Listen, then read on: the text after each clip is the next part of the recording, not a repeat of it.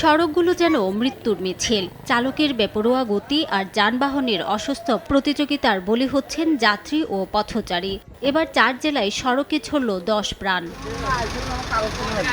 দুর্গাপূজা উপলক্ষে পরিবার নিয়ে শুক্রবার সিএনজি অটোরিকশা করে শ্বশুরবাড়ি বগুড়ার সারিয়াকান্দিতে যাচ্ছিলেন বিপুল। পথে ফুলবাড়ি এলাকায় বিপরীত দিক থেকে আসা একটি বেপরোয়া গতির বালুবাহী ট্রাকের সঙ্গে অটোরিকশার সংঘর্ষ হয়। এতে অটোরিকশাটি দুমড়ে মুচড়ে যায়। ঘটনাস্থলেই চালক মারা যান। শহীদ জিয়াউর রহমান মেডিকেল কলেজ হাসপাতালে চিকিৎসাধীন অবস্থায় বিপুল ও তার ছেলের মৃত্যু হয়। বিপুলের স্ত্রী আর মেয়ে হাসপাতালে চিকিৎসাধীন। সিএনজি একবারে ডান ট্রাক 10 চাকা গাড়ি একবার তুলে থুয়ে গেছে। আমার ভাই আর আমার ভাতিজা জীবিত নাই, আর আমার ভাবি আর আমার ভাস্তি ওনারা আছে অনেক সিরিয়াস, ওনাদের বাঁচবে কিনা জানি না। এদিন সকালে একটি ট্রাক সুনামগঞ্জ থেকে সিলেটের দিকে যাচ্ছিল।